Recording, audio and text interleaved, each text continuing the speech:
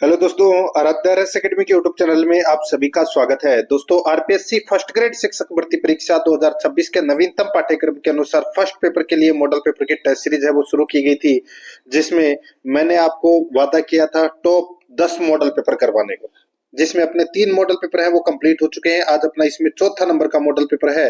दोस्तों, कुल 75 प्रश्न इसमें शामिल किए गए हैं और हूबहू ऐसा ही पेपर है वो परीक्षा में आ रहा है। आपने देखा होगा दोस्तों, तो एक भी प्रश्न है वो दोस्तों इधर उधर नहीं हो रहे हैं, बिल्कुल लेवल ये का ये रह रहा है पेपर का। और अगर आपने पिछले 3 मॉडल पेपर नहीं देखे हैं तो आप प्ले लिस्ट में जाइए, वहां पे आपको फोल्डर मिल जाएगा RPSC first grade first paper model paper के नाम से। आपको वहां फोल्डर मिलेगा 2026 के नाम से, तो आप वहां जाकर टेस्ट है वो जरूर दें। आराध्या रेस एकेडमी के यूट्यूब चैनल को अगर आपने अभी तक सब्सक्राइब नहीं किया तो सब्सक्राइब जरूर करें, बेल आइकन को दबाएं, क्लास को लाइक और अपने दोस्तों के पास में शेयर जरूर करें। तो चलिए दोस्तों, शुरू करते हैं आज का अपना मॉडल पेपर नंबर 4। देखिए, भाग 1 में भारतीय इतिहास एवं राजस्थान इतिहास के 15 प्रश्न बिल्कुल सिलेबस के अकॉर्डिंग। पहला प्रश्न है इसमें, देखिए, प्राचीन भारत में गुप्त काल से संबंधित गुफा चित्रांकन के केवल 2 उदाहरण उपलब्ध है। इनमें से एक अजंता की गुफाओं में किया गया चित्रांकन है। गुप्त काल के चित्रांकन का दूसरा अवशिष्ट उदाहरण किस स्थान पर उपलब्ध है? पहला तो है कहां पर है दोस्तों, अजंता की गुफाओं में है। दूसरा कहां पर है तो दोस्तों इसका राइट आंसर हो जाएगा, दूसरा है दोस्तों बाघ गुफाएं। दूसरा कौन सा है? बाघ गुफाएं। यहाँ पर ए नंबर का जो ऑप्शन है वो इसका बिल्कुल सही उत्तर इसमें हो जाएगा। दोस्तों, धार जनपद के समीप स्थित जो ये बाघ गुफाएं हैं ये प्राप्त हुई है दोस्तों, ठीक है। ये गुप्त काल की चित्रकला से संबंधित है, तो यहाँ पर इसका राइट आंसर क्या हो जाएगा? ए नंबर का ऑप्शन बिल्कुल सही। आगे देखिए, यहाँ पे सेकंड नंबर का प्रश्न है, अकबर की धायमा महाम अनगा द्वारा निर्मित इमारत है।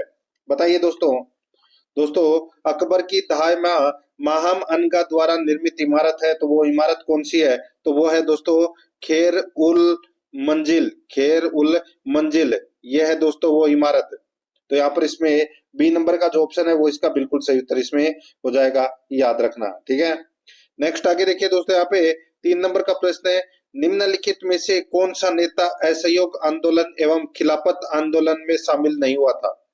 बताइए दोस्तों, कौन सा नेता असहयोग आंदोलन एवं खिलाफत आंदोलन में सम्मिलित नहीं हुआ था या शामिल नहीं हुआ था? तो यहाँ पर इसका राइट आंसर हो जाएगा, वो है दोस्तों, वो है मोहम्मद अली जिन्ना, यानी कि MA जिन्ना। ये दोस्तों खिलाफत आंदोलन में भी शामिल नहीं हुए और असहयोग आंदोलन में भी शामिल नहीं हुए। तो यहाँ पर इसका राइट आंसर क्या हो जाएगा? वो है दोस्तों बी नंबर का जो ऑप्शन है वो इसका बिल्कुल सही उत्तर इसमें हो जाएगा, याद रखना, ठीक है। आगे देखिए दोस्तों, यहाँ पर है 4 नंबर का प्रश्न है, सूची फर्स्ट को सूची सेकंड से सुमेलित करना है। नीचे दिए गए कूट का प्रयोग करते हुए अपने को सही उत्तर का चयन करना है। दोस्तों, यहाँ पर देखिए, सूची फर्स्ट में घटना है और सूची सेकंड में समय है। सूची फर्स्ट में घटना है और सूची सेकंड में समय है। दोस्तों देखिए, महात्मा गांधी की दक्षिण अफ्रीका से भारत वापसी, बताइए कब हुई थी? महात्मा गांधी की दक्षिण अफ्रीका से भारत वापसी है वो कब हुई थी? तो दोस्तों ये 1915 में हुई थी। कब हुई थी? 1915 में। असहयोग आंदोलन की जो घटना है वो दोस्तों कब हुई थी? तो ये 1920 में हुई थी। कब? 1920 में। सविनय अवज्ञा आंदोलन की जो घटना है ये दोस्तों कब हुई थी? तो ये 1930 में हुई थी। और भारत छोड़ो आंदोलन की जो घटना है वो दोस्तों 1942 में हुई थी। दोस्तों यहाँ पर ये सारे के सारे दोस्तों पहले से ही सही सुमेलित हैं, तो यहाँ पर इसका राइट आंसर क्या हो जाएगा? वो है दोस्तों 1 2 3 4, 1 2 3 4 इसका राइट आंसर हो जाएगा दोस्तों सी नंबर का जो ऑप्शन है वो इसका बिल्कुल सही उत्तर इसमें हो जाएगा। 5 नंबर का प्रश्न है, इसमें देखिए, स्वामी विवेकानंद के बारे में असत्य कथन कौन सा है वो बताना है। स्वामी विवेकानंद के बारे में कौन सा कथन असत्य है वो बताना है। दोस्तों इसमें देखिए, स्वामी विवेकानंद का जन्म 12 जनवरी 1863 को कलकत्ता में हुआ था। तो दोस्तों बिल्कुल सही बात है, 12 जनवरी 1863 को कलकत्ता में हुआ था स्वामी विवेकानंद का जन्म, ठीक है। आगे देखिए, 1886 ईस्वी में रामकृष्ण परमहंस की मृत्यु के बाद संन्यास ग्रहण कर लिया। तो दोस्तों बिल्कुल सही बात है, 1886 ईस्वी में रामकृष्ण परमहंस जो इनके गुरु थे उनकी मृत्यु के बाद इन्होंने संन्यास ग्रहण कर लिया, बिल्कुल सही बात है। आगे देखिए दोस्तों, यहाँ पर है सितंबर 1893 विश्व धर्म संसद में भाग लेने अमेरिका गए। तो दोस्तों बिल्कुल सही बात है दोस्तों, सितंबर 1893 में विश्व धर्म संसद में भाग लेने के लिए अमेरिका गए थे, सही कथन है। आगे देखिए 1897 ईस्वी में न्यूयॉर्क में वेदांत सोसाइटी की स्थापना की। ये कथन दोस्तों गलत हो जाएगा। मैं आपको बताऊं दोस्तों, स्वामी विवेकानंद ने 1896 में, कब दोस्तों, 1896 में वेदांत सोसाइटी की स्थापना की थी। यहाँ पर 1897 दे रखा है, तो ये गलत हो जाएगा दोस्तों। 1897 में तो स्वामी विवेकानंद ने रामकृष्ण मिशन की स्थापना की थी। तो यहाँ पर इसमें डी नंबर का जो ऑप्शन है वो इसका बिल्कुल सही उत्तर हो जाएगा, याद रखना। ठीक है दोस्तों, साथ ही मैं एक चीज बता देता हूँ, ज्यादा से ज्यादा दोस्तों आपको सुनने की कोशिश करना है, सुनने से ज्यादा याद होता है इसलिए। ठीक है, देखिए यहाँ पे 6 नंबर का प्रश्न है, जहांगीर के शासनकाल में राय सिंह का मनसब था। जहांगीर के शासनकाल में राय सिंह, जो बीकानेर का शासक था राय सिंह, ठीक है, तो ये इनका जो मनसब था, तो इनका मनसब कितना था। देखिए अकबर के शासनकाल में राय सिंह का मनसब है वो दोस्तों 4000 था। ठीक है, ये अकबर के शासनकाल में था। ठीक है, अब जहांगीर के शासनकाल की अगर मैं बात करूं तो दोस्तों जहांगीर के शासनकाल में राय सिंह का मनसब है वो है दोस्तों 5000 था। कितना, 5000। तो ये जहांगीर के समय था ये। तो यहाँ पर इसमें बी नंबर का जो ऑप्शन है वो इसका सही उत्तर हो जाएगा। नेक्स्ट आगे देखिए, यहाँ पे 7 नंबर का प्रश्न है, राजस्थान की वह सभ्यता जिसे ताम्रयुगीन सभ्यता की जननी कहा जाता है। राजस्थान की वह सभ्यता जिसे ताम्रयुगीन सभ्यता की जननी कहा जाता है। तो दोस्तों इसका राइट आंसर हो जाएगा वो है इसमें गणेश्वर को। यहाँ पर इसमें दोस्तों बी नंबर का जो ऑप्शन है वो इसका बिल्कुल सही उत्तर हो जाएगा, गणेश्वर को। नेक्स्ट आगे देखिए, यहाँ पे 8 नंबर का प्रश्न है, निम्नलिखित में से किस चीनी यात्री ने भीनमाल की यात्रा की थी। कौन से चीनी यात्री ने भीनमाल की यात्रा की थी। राइट आंसर हो जाएगा दोस्तों, एक यात्री आया था दोस्तों, उसका नाम था हेनसान। है से है याद रखना है दोस्तों, है से है, तो ये हेनसान है, ये हर्षवर्धन के समय आया था। ठीक है से है याद रखना है, हेनसान हर्षवर्धन के समय ये आया था दोस्तों भारत में, और इन्होंने भीनमाल की यात्रा की थी। ये आपको इसमें याद रखना है। तो यहाँ पर इसमें इन्होंने भीनमाल का नाम भी दिया था दोस्तों, पीलो मोलो, ये भी याद रखना है। राइट आंसर हो जाएगा यहाँ पे सी नंबर का ऑप्शन बिल्कुल सही, हेनसान। आगे देखिए 9 नंबर का प्रश्न है, बिजोलिया के ठाकुर पृथ्वी सिंह के स्वर्गवास के पश्चात बिजोलिया के ठाकुर कौन बने। बताइए दोस्तों, बिजोलिया के ठाकुर पृथ्वीराज सिंह के स्वर्गवास के बाद दोस्तों बिजोलिया के ठाकुर है वो कौन बने। तो यहाँ पर इसका सही उत्तर हो जाएगा वो है दोस्तों राव केसरी सिंह। राव केसरी सिंह ये बिजोलिया के ठाकुर बने थे। यहाँ पर बी नंबर का जो ऑप्शन है वो इसका बिल्कुल सही उत्तर हो जाएगा। नेक्स्ट है, आगे देखिए दोस्तों, यहाँ पर 10 नंबर का प्रश्न है, राजस्थान में एकीकरण की प्रक्रिया कब संपन्न हुई। राजस्थान में एकीकरण की प्रक्रिया कब संपन्न हुई, सभी को बताओगा दोस्तों। 1 नवंबर 1956 को ये एकीकरण की प्रक्रिया है वो संपन्न हो गई थी। तो यहाँ पर इसमें 1 नंबर का ऑप्शन है वो इसका बिल्कुल सही उत्तर हो जाएगा।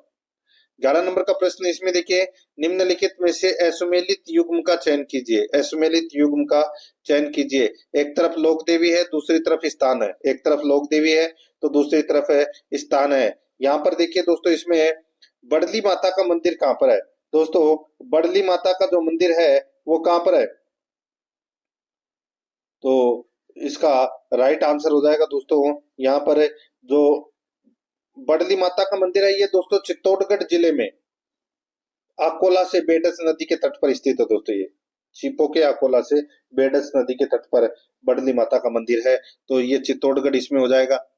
ठीक है, नारायणी माता का मंदिर है वो दोस्तों अलवर में है। शीतला माता का मंदिर जोधपुर, ये गलत हो जाएगा। शीतला माता का मंदिर कहाँ है, तो दोस्तों चाकसो तहसील में सील की डूंगरी गांव में पहाड़ पर शीतला माता का मंदिर है वो स्थित है।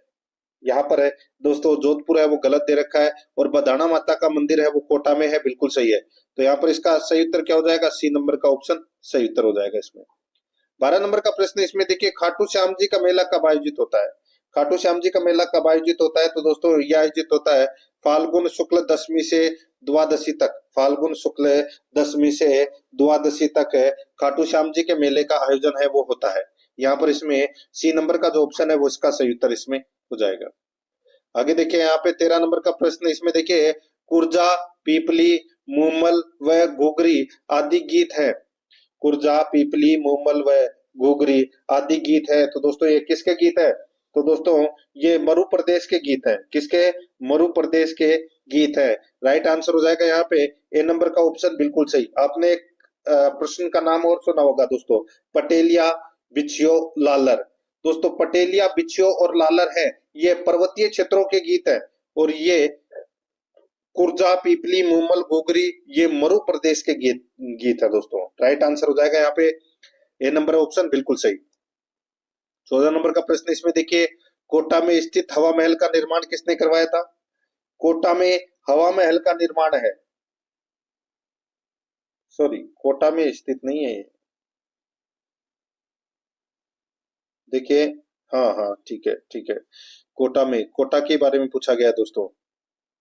यहाँ पे जयपुर में भी हवा महल है और कोटा में भी हवा महल है, ठीक है।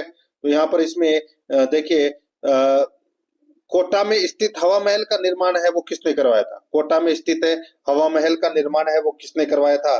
तो ये करवाया था दोस्तों राम सिंह द्वितीय ने। किसने करवाया था? राम सिंह द्वितीय ने दोस्तों हवा महल का निर्माण करवाया था कोटा में। ये आपको इसमें याद रखना है। यहाँ पर इसमें सी नंबर का ऑप्शन बिल्कुल सही उत्तर हो जाएगा।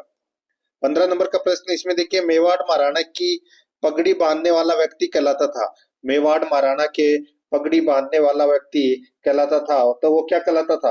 वो कहलाता था दोस्तों छापदार, ठीक है। क्या करते थे उसको? छापदार कहते हैं।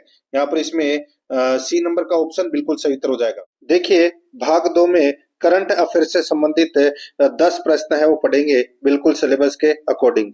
16 नंबर का प्रश्न है, भारतीय विशिष्ट पहचान प्राधिकरण द्वारा आधार के लिए लॉन्च किए गए आधिकारिक शुभंकर का नाम क्या है? भारतीय विशिष्ट पहचान प्राधिकरण द्वारा आधार के लिए लॉन्च किए गए आधिकारिक शुभंकर का नाम क्या है? तो दोस्तों उसका नाम है उदय। यहाँ पर बी नंबर का ऑप्शन बिल्कुल सही, उदय। 17 नंबर का प्रश्न है, इसमें देखिए राजस्थान में जैनजी थीम पर आधारित पहला नवीनीकृत डाकघर कहां पर शुरू हुआ है? बताइए, राजस्थान में हाल ही में दोस्तों जैनजी थीम पर आधारित पहला नवीनीकृत डाकघर कहां पर शुरू हुआ है? तो यहाँ पर इसका सही उत्तर हो जाएगा वो है दोस्तों आईआईटी जोधपुर में। आईआईटी जोधपुर में। यहाँ पर इसमें ए नंबर का ऑप्शन बिल्कुल सही। 18 नंबर का प्रश्न है, इसमें देखिए हाल ही में राजस्थान की किस पंचायत को देश की पहली पूर्णतः जैविक पंचायत घोषित किया गया है? बताइए, हाल ही में राजस्थान की किस पंचायत को देश की पहली पूर्णतः जैविक पंचायत घोषित किया गया है? तो यहाँ पर इसमें राइट आंसर हो जाएगा वो है बामनवास काकड़ को। बामनवास काकड़ को पहली पूर्णतः जैविक पंचायत घोषित किया गया है। ये कोटपुतली बरूड जिले में है। 19 नंबर का प्रश्न है, इसमें देखिए निम्नलिखित कथनों को ध्यान पूर्वक पढ़े। देखिए उन्हें महाभारत के पांडुन का कड़ा के सभी 2500 दोहे सुनाने वाले आखिरी कुछ कलाकारों में से एक माना जाता है। किसे माना जाता है कि सभी 2500 दोहे सुनाने वाले आखिरी कुछ कलाकारों में से माना जाता है? किन्हें? महाभारत के पांडुन का कड़ा के, ठीक है। दूसरा देखिए कला के क्षेत्र में उनके उल्लेखनीय योगदान के लिए जनवरी 2026 में उन्हें पद्मश्री से सम्मानित करने की घोषणा की गई है। तो दोस्तों बताइए किसकी बात हो रही है यहाँ पर? तो यहाँ पर इसका राइट आंसर हो जाएगा वो है गफरुद्दीन मेवाती जोगी। गफरुद्दीन मेवाती जोगी की बात हो रही है, तो यहाँ पर ए नंबर का ऑप्शन राइट आंसर हो जाएगा, ठीक है। नेक्स्ट आगे देखिए, यहाँ पे 20 नंबर का प्रश्न है, जनवरी 2026 में रांची में हुए 69वें नेशनल स्कूल गेम्स 2025-26 में राजस्थान की अंडर 17 गर्ल्स टीम ने निम्नलिखित में से किस स्पर्धा में स्वर्ण पदक जीता? जनवरी 2026 में रांची में हुए 69वें नेशनल स्कूल गेम्स 2025-26 में राजस्थान की अंडर 17 गर्ल्स टीम ने निम्नलिखित में से किस स्पर्धा में स्वर्ण पदक जीता? तो दोस्तों यहाँ पर इसका राइट आंसर हो जाएगा वो है तीरंदाजी कंपाउंड में। यहाँ पर बी नंबर का ऑप्शन बिल्कुल सही उत्तर हो जाएगा, तीरंदाजी कंपाउंड में। 21 नंबर का प्रश्न है, इसमें देखिए सुप्रीम कोर्ट के अनुसार मासिक धर्म स्वास्थ्य किस अनुच्छेद के अंतर्गत मौलिक अधिकार है? सुप्रीम कोर्ट के अनुसार मासिक धर्म स्वास्थ्य किस अनुच्छेद के अंतर्गत मौलिक अधिकार है? तो यहाँ पर इसमें सही उत्तर क्या हो जाएगा बताइए? बहुत ही अच्छा प्रश्न है ये। तो दोस्तों सही उत्तर हो जाएगा सी नंबर का ऑप्शन बिल्कुल सही, अनुच्छेद 21। नेक्स्ट आगे देखिए यहाँ पे 22 नंबर का प्रश्न है, इंडिया एआई इम्पैक्ट शिखर सम्मेलन 2026 का आयोजन कहाँ होगा? इंडिया एआई इम्पैक्ट शिखर सम्मेलन 2026 का आयोजन कहाँ होगा? तो दोस्तों इसका राइट आंसर हो जाएगा वो है भारत मंडप नई दिल्ली में। भारत मंडप नई दिल्ली में, बी नंबर का जो ऑप्शन है वो इसका बिल्कुल सही उत्तर हो जाएगा। 23 नंबर का प्रश्न है, इसमें देखिए भारत अरब विदेश मंत्रियों की दूसरी बैठक की सह अध्यक्षता कौन करेगा? भारत अरब विदेश मंत्रियों की दूसरी बैठक की सह अध्यक्षता कौन करेगा? तो यहाँ पर इसमें राइट आंसर हो जाएगा वो है भारत और संयुक्त अरब अमीरात करेगा। तो यहाँ पर इसमें राइट आंसर हो जाएगा सी नंबर ऑप्शन सही। 24 नंबर का प्रश्न है, पूर्व CBSE chairman Father Thomas V Kunnunkal को किस वर्ष पद्मश्री से सम्मानित किया गया था? तो बताइए कौन से वर्ष पद्मश्री से सम्मानित किया गया था? तो यहाँ पर इसका राइट आंसर हो जाएगा वो है वर्ष 1974 में इनको पद्मश्री से सम्मानित है वो किया गया था। और इनका जो निधन है वो दोस्तों 28 जनवरी को हुआ था 99 साल की उम्र में। तो यहाँ पर इसमें राइट आंसर हो जाएगा सी नंबर ऑप्शन सही। 25 नंबर का प्रश्न, इसमें देखिए भारत के पहले एआई सक्षम राज्य विश्वविद्यालय के प्रायोगिक मॉडल के रूप में किस विश्वविद्यालय को चुना गया है? तो कौन से विश्वविद्यालय को चुना गया है? तो यहाँ पर इसमें राइट आंसर हो जाएगा वो है चौधरी चरण सिंह विश्वविद्यालय मेरठ को चुना गया है। यहाँ पर सी नंबर का जो ऑप्शन है वो इसका बिल्कुल सही उत्तर इसमें हो जाएगा। आगे देखिए भाग 3 के अंदर हिंदी व्याकरण से संबंधित 5 प्रश्न है वो पढ़ेंगे 26 से लेकर 30 तक। दोस्तों इसमें देखिए निम्नलिखित में से असंगत संधि नाम कौन सा है? असंगत संधि नाम कौन सा है वो दोस्तों अपने को यहाँ पर बताना है। दोस्तों यानी कि कौन सा इसमें गलत दे रखा है वो बताना है। देखिए यहाँ पे धात्विक के अंदर दोस्तों यण स्वर संधि है, धात्विक के अंदर यण स्वर संधि है तो दोस्तों बिल्कुल सही है, धातु प्लस इक, इसमें यण संधि है। आगे देखिए स्वैच्छिक वर्दी स्वर संधि है, 2 मात्रा आपको दिख रही है तो दोस्तों बिल्कुल सही है, सव प्लस ऐच्छिक, ठीक है, वर्दी स्वर संधि। चिदाकार दीर्घ स्वर संधि, ये गलत हो जाएगा दोस्तों। ये इसका जो संधि विच्छेद हो जाएगा दोस्तों वो हो जाएगा चित्त प्लस आकार। क्या हो जाएगा? चित्त प्लस आकार। और इसके अंदर दोस्तों व्यंजन संधि का प्रयोग हुआ है, दीर्घ स्वर संधि इसमें गलत दे रखा है। देवर्षि के अंदर दोस्तों देव प्लस ऋषि गुण स्वर संधि होगा दोस्तों इसमें। तो यहाँ पर इसका राइट आंसर सी नंबर का ऑप्शन हो जाएगा क्योंकि ये दोस्तों इसमें गलत दे रखा है। आगे देखिए यहाँ पे 27 नंबर का प्रश्न है, किस शब्द में अनु उपसर्ग नहीं लगा है? बताइए कौन से शब्द में अनु उपसर्ग नहीं लगा है? दोस्तों यहाँ पर देखिए इसमें आपको दिखाई दे रहा होगा अन्विति, अनंत, अन्वेक्षण और अनुज्ञा। तो दोस्तों यहाँ पर देखिए अन, तो आपको बी नंबर वाला ऑप्शन दिखाई दे रहा होगा। इसमें दोस्तों अनंत के अंदर अन है, अन है वो उपसर्ग है, अनु उपसर्ग नहीं लगा हुआ इसमें। तो यहाँ पे अन प्लस अंत यानी कि अन उपसर्ग है, मूल शब्द इसके अंदर अंत है। तो यहाँ पर इसमें सही उत्तर बी नंबर ऑप्शन हो जाएगा। आगे देखिए अनेकार्थक शब्द खग का अर्थ है। बताइए खग का अर्थ क्या है? तो दोस्तों खग का अर्थ है तारा, पक्षी, बाण, ये होता है दोस्तों खग का अर्थ। तो यहाँ पर इसमें 3 नंबर का यानी कि सी नंबर ऑप्शन बिल्कुल सही। 29 नंबर का प्रश्न है, निम्नलिखित शब्द युग्म में से अशुद्ध कौन सा है? बताइए निम्नलिखित शब्द युग्म में से अशुद्ध कौन सा है? तो दोस्तों अशुद्ध की अगर मैं यहाँ पे बात करूं तो दोस्तों देखिए अष्टी और ये एक अष्टी, अष्टी का मतलब एक राग और अष्टी का मतलब एक छंद विशेष है, तो ये अपना इसमें गलत हो जाएगा। दोस्तों जो ये शुरू वाली अष्टी है इसका मतलब होता है एक छंद विशेष है और इस अष्टी का मतलब होता है एक राग, ये उल्टा दे रखा है इसलिए ये गलत है। तो यहाँ पर इसमें डी नंबर का ऑप्शन बिल्कुल सही उत्तर हो जाएगा।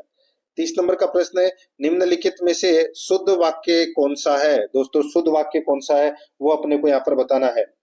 दोस्तों यहाँ पर देखिए इसमें इस गीत की 2-4 कड़ियां सुना दो, ठीक है, इस गीत की 2-4 कड़ियां सुना दो, ये वाक्य दोस्तों क्या है इसमें शुद्ध है। यहाँ पर डी नंबर का ऑप्शन बिल्कुल सही उत्तर इसमें हो जाएगा। बाकी इसमें तीनों वाक्य है वो दोस्तों अशुद्ध है।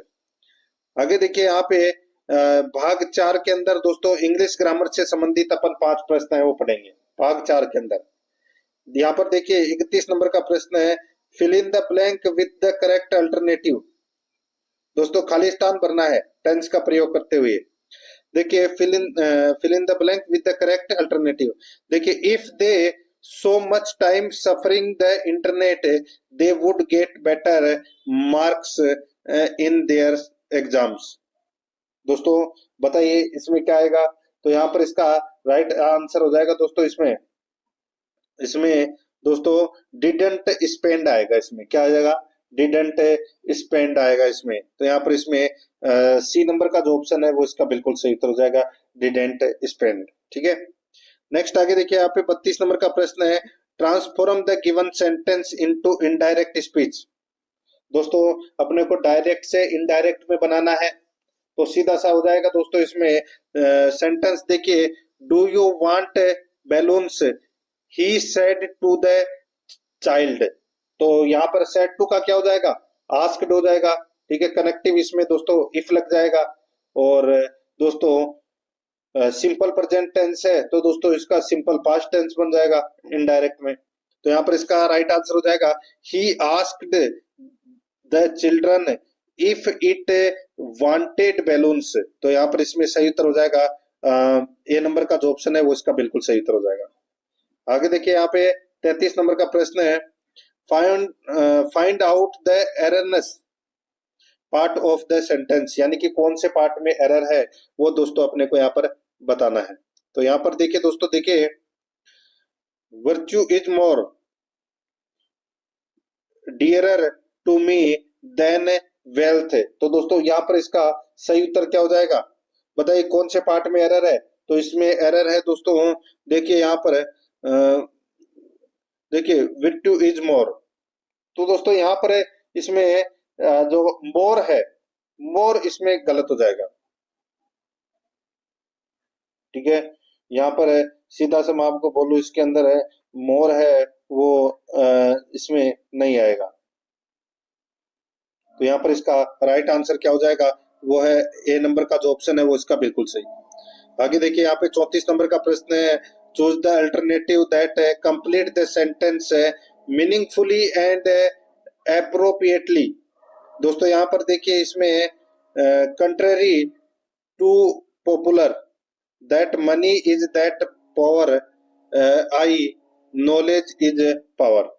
बताइए दोस्तों, खालिस्तान भरना है, दो खालिस्तान भरने हैं। ठीक है, तो इसमें आएगा दोस्तों देखिए contrary to popular, popular belief that money is that power, I believe knowledge is power. तो दोस्तों यहाँ पर इसमें बी नंबर का जो ऑप्शन है वो इसका सही उत्तर हो जाएगा इसमें। नेक्स्ट आगे देखिए 35 नंबर का प्रश्न है, fill in the blank with the correct preposition. Preposition भरना है दोस्तों। यहाँ पर देखिए इंडिया गॉट फ्रीडम 15 अगस्त 1947। तो यहाँ पर इसका सही उत्तर हो जाएगा दोस्तों, वो है ऑन। ऑन आएगा दोस्तों, यहाँ पर सी नंबर का ऑप्शन बिल्कुल सही उत्तर हो जाएगा। दोस्तों यहाँ पर देखिए अब अपन भाग 5 में सामान्य विज्ञान से संबंधित 5 प्रश्न है वो पढ़ेंगे। दोस्तों यहाँ पर देखिए ये 40-18 AR तथा 40-19 के परस्पर संबंधित है। अब यहाँ पर मैं आपको बताऊं दोस्तों, ये समान द्रव्यमान एवं भिन्न परमाणु क्रमांक वाले परमाणु समभारिक कहलाते हैं। तो यहाँ पर इसका राइट आंसर क्या हो जाएगा दोस्तों? इनको बोलते हैं दोस्तों आइसोडाइफर, आइसोडाइफर बोलते हैं इनको। तो यहाँ पर इसका राइट आंसर हो जाएगा दोस्तों डी नंबर का जो ऑप्शन है वो इसका सही उत्तर। नेक्स्ट आगे देखिए दोस्तों, यहाँ पर 37 नंबर का प्रश्न है, निम्नलिखित में से कार्बन का कौन सा अपरूप विद्युत का सुचालक होता है? कार्बन का कौन सा अपरूप विद्युत का सुचालक होता है? राइट आंसर हो जाएगा दोस्तों ग्रेफाइट। यहाँ पर सी नंबर का ऑप्शन बिल्कुल सही, ग्रेफाइट। नेक्स्ट आगे देखिए, द्विसंकर संकरण में F2PD में प्राप्त पौधों की जीनोटाइप है। द्विसंकर संकरण में F2PD में प्राप्त पौधों की जीनोटाइप है। तो दोस्तों पौधों की जीनोटाइप क्या है? सही उत्तर हो जाएगा इसमें 9:3:3:1। यहाँ पर इसमें डी नंबर का जो ऑप्शन है वो इसका बिल्कुल सही उत्तर हो जाएगा। नेक्स्ट आगे देखिए, यहाँ पर 39 नंबर का प्रश्न है, अंतर्राष्ट्रीय जैव विविधता दिवस किस तारीख को मनाया जाता है? अंतर्राष्ट्रीय जैव विविधता दिवस किस तारीख को मनाया जाता है? तो दोस्तों ये 22 मई को मनाया जाता है। यहाँ पर बी नंबर का ऑप्शन बिल्कुल सही उत्तर हो जाएगा, प्रतिवर्ष 22 मई को। आगे देखिए, बंदूक की गोली से निकलने के पश्चात कंधे का पीछे की ओर जाना गति के किस नियम की पुष्टि करता है? गति के किस नियम की पुष्टि करता है? तो दोस्तों ये क्रिया प्रतिक्रिया का नियम की पुष्टि करता है। ये यहाँ पर सी नंबर का ऑप्शन बिल्कुल सही उत्तर हो जाएगा। नेक्स्ट आगे देखिए, यहाँ पर भाग 6 के अंदर दोस्तों भारतीय संविधान के 5 प्रश्न है वो पढ़ेंगे सिलेबस के अकॉर्डिंग। देखिए यहाँ पर 41 नंबर का प्रश्न है, वित्त आयोग के संदर्भ में निम्नलिखित कथनों में से सही कथन कौन सा है, वो अपने को यहाँ पर बताना है। दोस्तों इसमें देखिए अपने को कूट भाषा में उत्तर देना है कि कौन सा कथन सत्य है। वित्त आयोग एक अर्ध न्यायिक निकाय है, बिल्कुल सही बात है। वित्त आयोग में एक अध्यक्ष और 4 अन्य सदस्य होते हैं जिन्हें राष्ट्रपति द्वारा नियुक्त किया जाता है, बिल्कुल सही बात है। तीसरा देखिए, वित्त आयोग के अध्यक्ष और सदस्य पुनर्नियुक्ति के पात्र होते हैं, तो ये भी बिल्कुल सही है। तो यहाँ पर इसका राइट आंसर क्या हो जाएगा, वो है दोस्तों इसमें 1 2 3, यानी कि डी नंबर का जो ऑप्शन है वो इसका बिल्कुल सही उत्तर हो जाएगा। 1 2 3 इसमें तीनों सही है। नेक्स्ट आगे देखिए, यहाँ पे 42 नंबर का प्रश्न, इसमें देखिए सुमेलित कीजिए, सूची फर्स्ट में विषय है और सूची सेकंड में अनुच्छेद है। सूची फर्स्ट में विषय है और सूची सेकंड में अनुच्छेद है। यहाँ पर देखिए संसद का गठन, दोस्तों संसद का गठन कौन से अनुच्छेद में है? तो अनुच्छेद 79 में, अनुच्छेद 79 में। और राज्यसभा की संरचना है ये दोस्तों अनुच्छेद 80 में, अनुच्छेद 80 में राज्यसभा की संरचना से संबंधित है।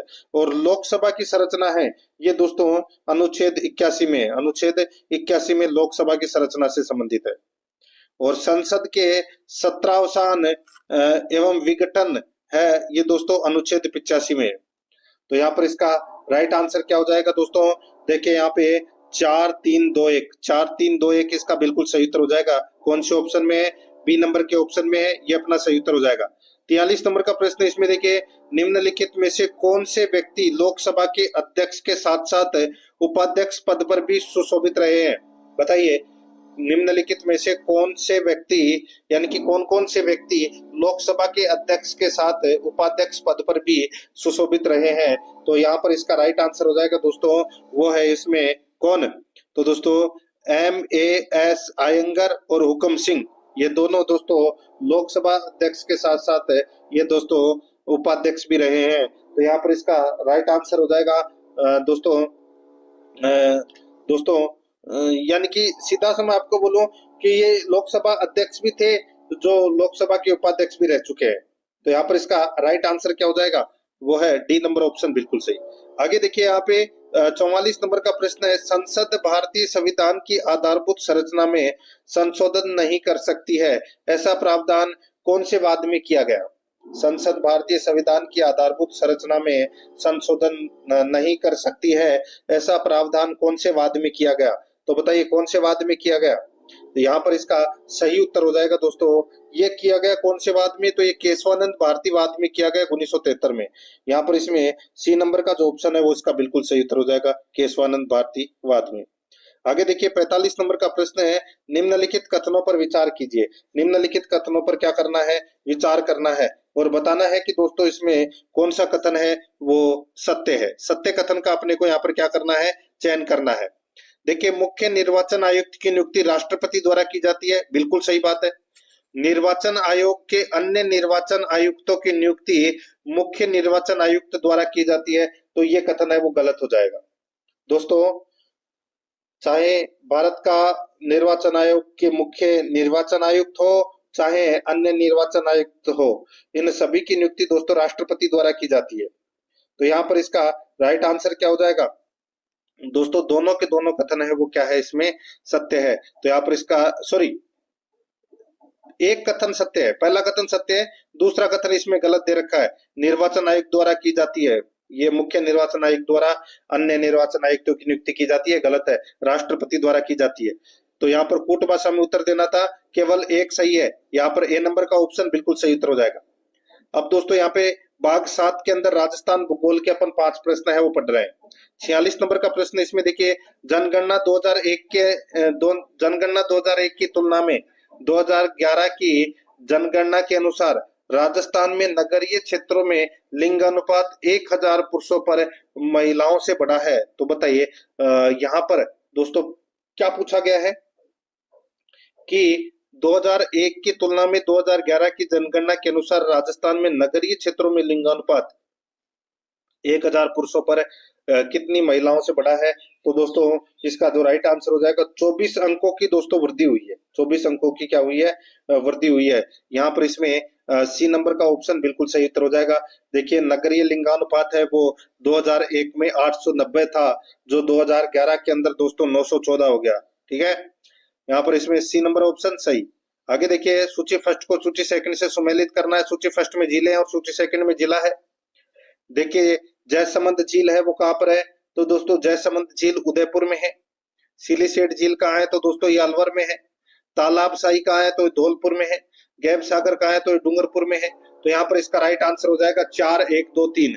4 1 2 3 कौन से ऑप्शन में है, यहाँ पर देखिए इसमें सी नंबर का जो ऑप्शन है वो इसका बिल्कुल सही उत्तर हो जाएगा। 48 नंबर का प्रश्न इसमें देखिए, राजस्थान के कौन से जिले अति शुष्क आंशिक सिंचित पश्चिमी मैदानी क्षेत्र कृषि जलवायु प्रदेश के अंतर्गत आते हैं। राजस्थान के कौन से जिले अति शुष्क आंशिक सिंचित पश्चिमी मैदानी क्षेत्र किस जलवायु प्रदेश के अंतर्गत आते हैं। यहाँ पर इसका राइट आंसर हो जाएगा वो है बीकानेर, जैसलमेर और चूरू के अंतर्गत। यहाँ पर इसमें बी नंबर का जो ऑप्शन है वो इसका सही उत्तर हो जाएगा। नेक्स्ट आगे देखिए, यहाँ पे 49 नंबर का प्रश्न है, बीथड़ी पवन ऊर्जा परियोजना किस में अवस्थित है। बीथड़ी पवन ऊर्जा परियोजना किस में अवस्थित है, तो दोस्तों ये जोधपुर में है। दोस्तों ये बीथड़ी पवन ऊर्जा परियोजना फड़ौदी जोधपुर। यहाँ पर इसका राइट आंसर हो जाएगा 1 नंबर का, यानी कि ए नंबर ऑप्शन सही उत्तर। नेक्स्ट आगे देखिए, यहाँ पे गलत युग्म को पहचानिए। एक तरफ भूत पर्यटन स्थल है, दूसरी तरफ जिला है। दोस्तों यहाँ पर देखिए, इसमें अब अपने को ये बताना है कि और कूट भाषा में उत्तर देना है। ठीक है, ये भी आपको इसमें याद रखना है, कूट भाषा में अपने को उत्तर देना है। दोस्तों यहाँ पर देखिए तिलवाड़ा कहाँ पर है, तो ये बाड़मेर में है। कहाँ पर है, बाड़मेर में। और यहाँ पर देखिए मुंडा डोबरी उदयपुर, मुंडा डोबरी उदयपुर, ये अपना इसमें गलत हो जाएगा।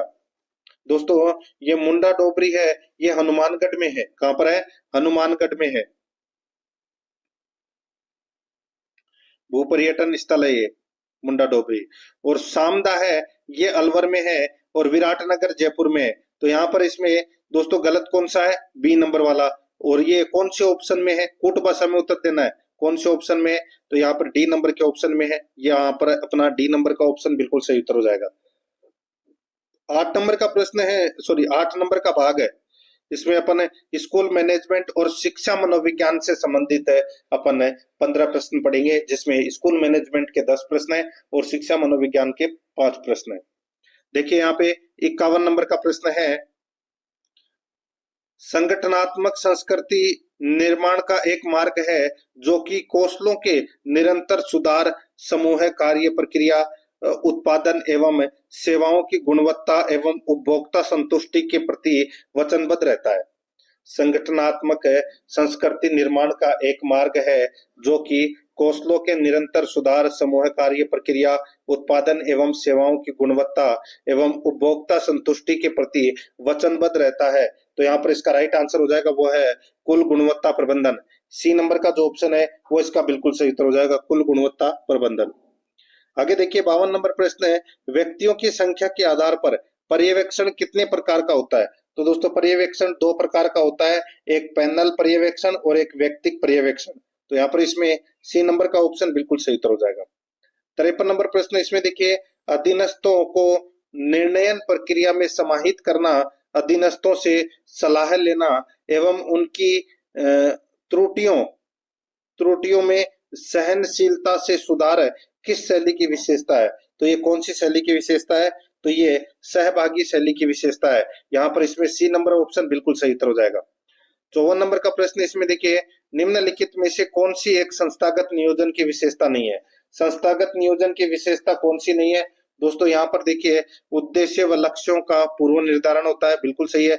समुदाय के सहयोग पर आधारित होती है, बिल्कुल सही है। योजना समस्या केंद्रित होती है, योजना समस्या केंद्रित नहीं होती दोस्तों, सहयोग पर आधारित होती है।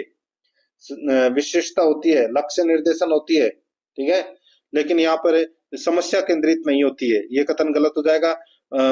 न्यूनतम उपयोगिता का सिद्धांत होता है, बिल्कुल सही है। तो कौन सी विशेषता नहीं है? सी नंबर का ऑप्शन इसका राइट आंसर हो जाएगा। 55 नंबर प्रश्न इसमें देखिए, राजस्थान माध्यमिक शिक्षा बोर्ड का अध्यक्ष होता है। राजस्थान माध्यमिक शिक्षा बोर्ड का अध्यक्ष है वो दोस्तों राज्य सरकार द्वारा मनोनीत होता है, ये मनोनीत। यहाँ पर इसमें बी नंबर का ऑप्शन बिल्कुल सही। आगे देखिए 56 नंबर का प्रश्न है, कौन से दिन माह एवं वर्ष को, कौन से दिन माह एवं वर्ष को SIERT का RSCERT के रूप में पुनर्गठन हुआ? तो दोस्तों ये हुआ पुनर्गठन दोस्तों 14 अगस्त 2018 को, 14 अगस्त 2018 को। यहाँ पर इसमें सी नंबर का ऑप्शन बिल्कुल सही उत्तर इसमें हो जाएगा। सीरेट SIERT सीरेट का नाम बदलकर दोस्तों RSCERT है वो कर दिया गया। यहाँ पर इसमें सी नंबर का ऑप्शन बिल्कुल सही। 57 नंबर प्रश्न इसमें देखिए, राजकीय उच्च अध्ययन शिक्षा संस्थान अजमेर के संदर्भ में सत्य कथन का चयन करना है। सत्य कथन का अपने को यहाँ पर क्या करना है? चयन करना है कि कौन सा इसमें सत्य कथन है। यहाँ पर देखिए दोस्तों, इसमें इसकी स्थापना 1941 में हुई, बिल्कुल सही बात है। यह राजस्थान का दूसरा उच्च अध्ययन शिक्षा संस्थान है, ये भी बिल्कुल सही है।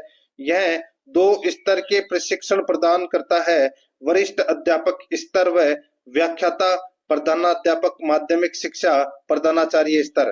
तो दोस्तों बिल्कुल सही बात है, यहाँ पर ये भी सही है। तो इसका राइट आंसर हो जाएगा उपरोक्त सभी, डी नंबर का ऑप्शन बिल्कुल सही। 58 नंबर का प्रश्न इसमें देखिए, इस्माइल कार्यक्रम में मुख्यतः किन मीडिया को शिक्षण अधिगम का माध्यम बनाया गया है? इस्माइल कार्यक्रम के मुख्यतः किस मीडिया को शिक्षण अधिगम का माध्यम बनाया गया है? तो यहाँ पर इसका राइट आंसर हो जाएगा दोस्तों, वो है इसमें सोशल मीडिया।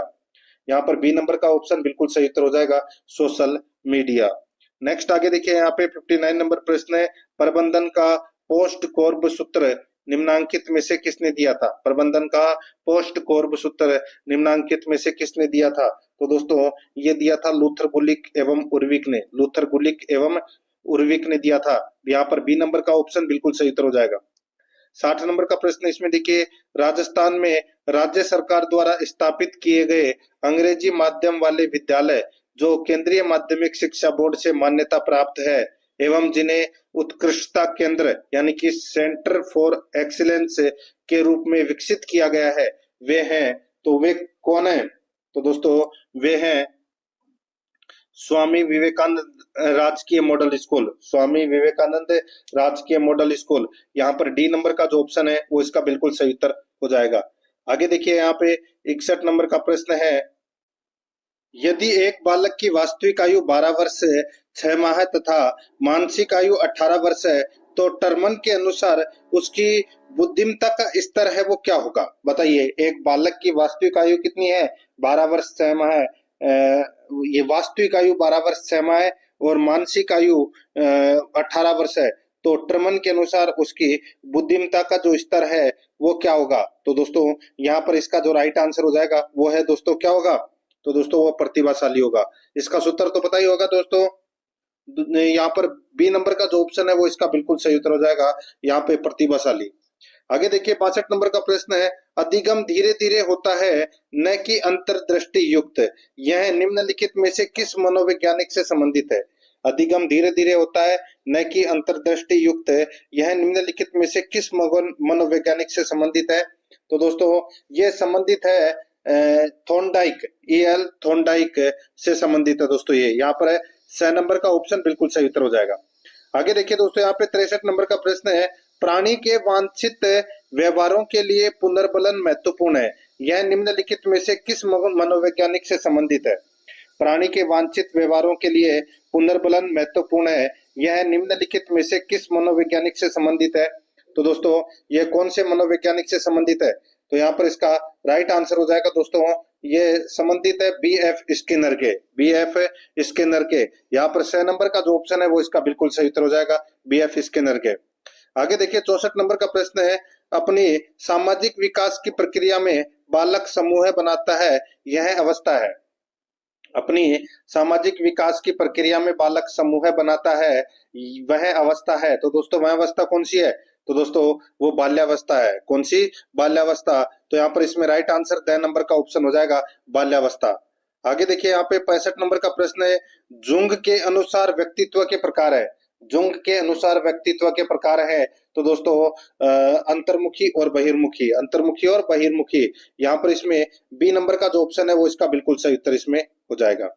दोस्तों अब अपन भाग 9 के अंदर रीजनिंग एवं गणित से संबंधित 10 प्रश्न है वो पढ़ेंगे, यानी कि 66 से लेकर और 75 तक। दोस्तों अब इसमें देखिए सबसे पहले देखिए, निम्नलिखित शब्दों को अंग्रेजी शब्दकोश के अनुसार क्रम में व्यवस्थित करने पर दिए गए शब्दों के बीच में आने वाले शब्द का चयन विकल्पों में से कीजिए। दोस्तों अब यहाँ पर SPORT, इसमें SPOIL और इसमें SPOUSE, SPIT और SPRROW। अब दोस्तों यहाँ पर देखिए SP तो सभी के अंदर है, SP की तो क्या है, सभी के अंदर है, ठीक है। अब SP के बाद में देखिए सबसे पहले ABCD में क्या आता है, A। तो ये देखिए A इसके अंदर है, तो ये पहले नंबर पर आ जाएगा, बाकी A किसी के अंदर ही नहीं है, ठीक है। उसके बाद में दोस्तों ABCD देखिए यहाँ पर है, इसके अंदर SPO है, इसके अंदर भी SPO है, इसके अंदर भी SPO है, ठीक है। और यहाँ पर SPI है। तो I पहले आता है कि O पहले आता है? तो दोस्तों I पहले आता है, तो ये दूसरे नंबर पर हो जाएगा। उसके बाद में दोस्तों देखिए SPO तीनों के अंदर सेम है। उसके बाद में देखिए इसमें R है, इसमें I है और इसमें U है। तो बताइए R पहले आता है या I पहले आता है या U? तो दोस्तों I पहले आता है, तो ये तीसरे नंबर पर हो जाएगा। अब यहाँ पे अपने को क्या पूछा है कि बीच में आने वाले शब्द का चयन करना है, तो दोस्तों तीसरा नंबर का ही होगा बीच में आने वाला। तो कौन सा है? स्पॉइल ही होगा अपना सही उत्तर। तो यहाँ पर इसमें डी नंबर का जो ऑप्शन है वो इसका बिल्कुल सही। आगे देखिए 67 नंबर का प्रश्न है, इसमें देखिए एक कक्षा में रेनू का रैंक नीचे से 15वां है। एक कक्षा में रेनू का रैंक है वो दोस्तों नीचे से कौन सा है? 15वां है। यदि कक्षा में 30 विद्यार्थी हैं तो ऊपर से उसका रैंक होगा, तो ऊपर से उसका रैंक कौन सा होगा? दोस्तों सीधा सा है, यहाँ पर मैं आपको बताऊं क्या करेंगे। तो दोस्तों 30 में से दोस्तों आपको क्या करना है,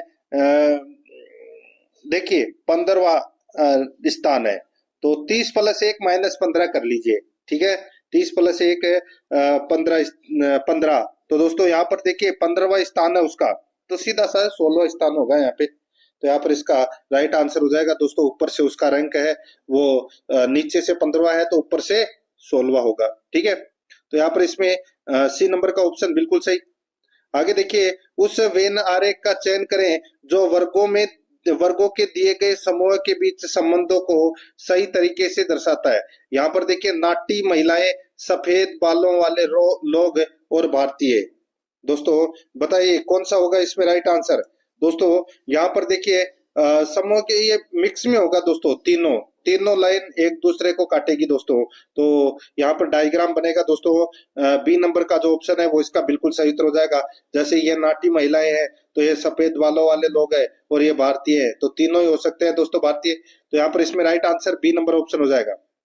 आगे देखिए यहाँ पे 69 नंबर का प्रश्न है, अक्षरों के उस संयोजन का चयन करें जो रिक्त स्थान में यथाक्रम भरे जाने पर पुनरावर्ती पैटर्न निर्मित करेगा। पुनरावर्ती पैटर्न है वो दोस्तों निर्मित करेगा। तो दोस्तों यहाँ पर देखिए ए बी ए ये तो ठीक है। अब दोस्तों यहाँ पर देखिए और भी कहीं देखिए सी बी सी, ठीक है, ये बनेगा दोस्तों इसके अंदर, ये ABACBC। तो यहाँ पर ABACBC, ABACBC, ABACBC। तो यहाँ पर दोस्तों क्या आएगा? CBBA अपना इसमें राइट आंसर हो जाएगा, यानी कि डी नंबर का ऑप्शन बिल्कुल सही। आगे देखिए निम्नलिखित में से कौन सा सत्य है? दोस्तों इसमें सत्य कथन कौन सा है? दोस्तों यहाँ पर देखिए 9, 6 और 2 का दोस्तों इसमें एलसीएम कितना हो जाएगा? 18। यहाँ पर इसमें दोस्तों ये वाला बी नंबर का जो डायग्राम है, सॉरी बी नंबर का जो ऑप्शन है वो इसका राइट आंसर हो जाएगा। 6 लेस देन √2 लेस देन 9 √24। तो यहाँ पर इसमें राइट आंसर हो जाएगा बी नंबर का ऑप्शन सही उत्तर।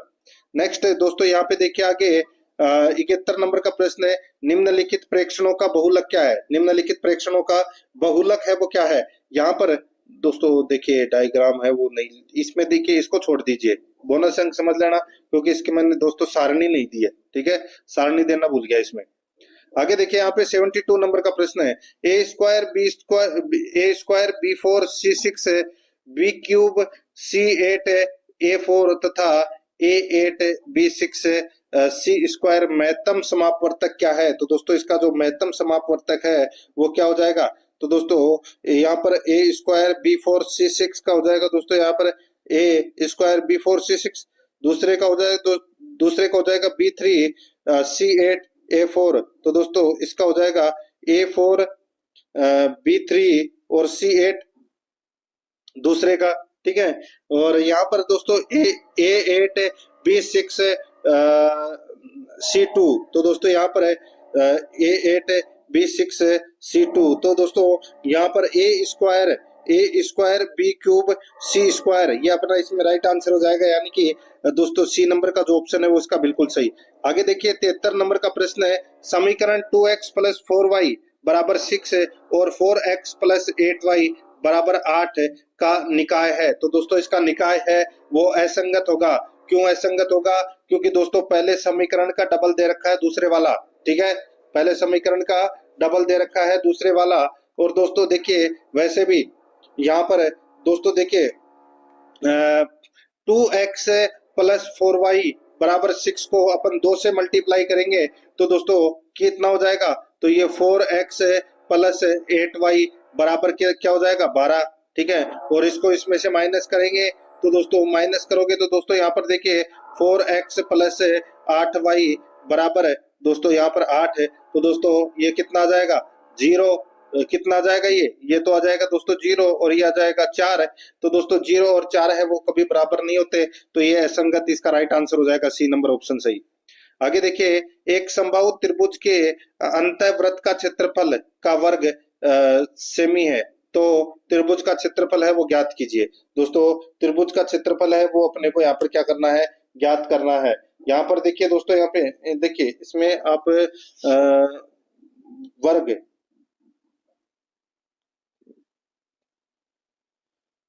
देखिए यहाँ पर यदि एक समबाहु त्रिभुज के अंतःवृत्त का क्षेत्रफल है दोस्तों 4 पाई कर लेना, 4 पाई वर्ग सेमी है तो त्रिभुज का क्षेत्रफल होगा। तो दोस्तों त्रिभुज का क्षेत्रफल है वो क्या होगा? तो दोस्तों इसी के साथ अपना ये मॉडल पेपर है वो कंप्लीट हो चुका है। प्रश्न आपको कैसे लगे कमेंट में जरूर बताएं और आराध्या RS अकेडमी के यूट्यूब चैनल को सब्सक्राइब जरूर करें, बेल आइकन को दबाएं, क्लास को लाइक और अपने दोस्तों के पास में शेयर जरूर करें। मिलते हैं दोस्तों नेक्स्ट क्लास में। जय हिंद, जय भारत।